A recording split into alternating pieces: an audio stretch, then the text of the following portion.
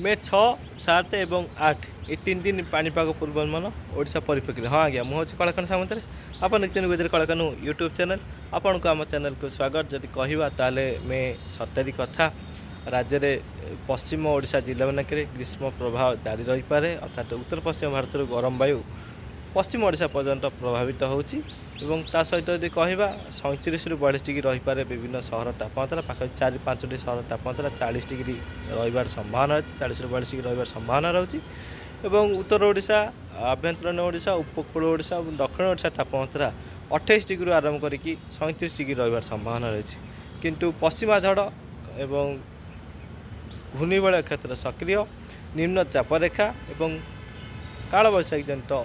वर्षा ओडिशा रे देखा मिल पारे अर्थात यदि कहवा प्रबल अति प्रबल वर्षा संभावना रही पाखापाखि 100 मिलीमीटर मध्य वर्षार संभावना रही है गोटे 100 मिलीमीटर ऊपर जापे पवन कथा जब कहवा पाखापाखि 45 ରୁ 65 किलोमीटर झटका पवन 85 ରୁ 90 100 पर्यटन विभिन्न स्थान जापे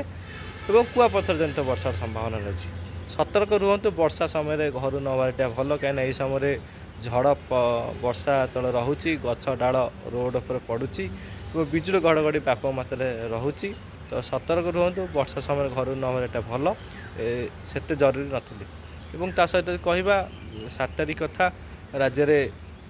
कालबैशाखी जनित वर्षा फल विभिन्न स्थान में तापमात्रा कमी पारे जमीक उपकूल ओडिशा उत्तर ओडिशा तापमात्रा पाखापाखि 28 डिग्री आरंभ करके 35 डिग्री रही संभावना रही ता सहित यदि कहवा पश्चिम ओडिशा जिला मानक तापमात्रा 36 डिग्री रु 41 डिग्री रही संभावना रही उत्तर और दक्षिण जब कहवा तापमात्रा पाखापाखि 37 डिग्री रही संभावना रही तो यही स्थिति रही 7 तारिख किंतु 7 तारिख विभिन्न स्थान में कालबैशाखी जनित वर्षा देखा मिल पारे झड़ वर्षा विभिन्न स्थान में कुआपथर वर्षा रही 65 रु अधिक किलोमीटर पवन प्रभावित होवार संभावना रही। 8 तारिख जब कथा कहवा राज्य में तापमात्रा आहरी खसी पारे विभिन्न स्थान कालबैशाखी जनित वर्षा फल पश्चिम ओडिशा तापमात्रा पाखापाखि 37 ରୁ 40 डिग्री रही संभावना रही उपकूल उत्तर और दक्षिण ओडिशा तापमात्रा पाखापाखि 29 ରୁ 34 डिग्री रही संभावना रही अपराह्न समय कालबैशाखी जनित वर्षा लगी रही सर्वाधिक प्रभाव जदि कहवा ये 3 दिन मध्य केउं सब जिले में पड़ार संभावना रही सुंदरगढ़ संबलपुर झारसुगुड़ा बरगढ़ देवगढ़ केन्दुझर जाजपुर मयूरभंज बालेश्वर भद्रक कटक केन्द्रापड़ा जगतसिंहपुर खोर्धा नयागढ़ पुरी गंजाम गजपति रायगढ़ कंधमाल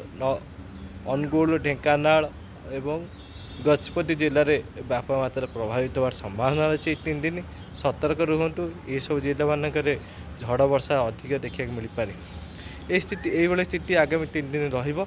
सतर्क रुहतु पाणीपाग जदि कौन परिवर्तन घटो निश्चित मुझे अपडेट देवी देखु चैनल को सब्सक्राइब कर रही नमस्कार।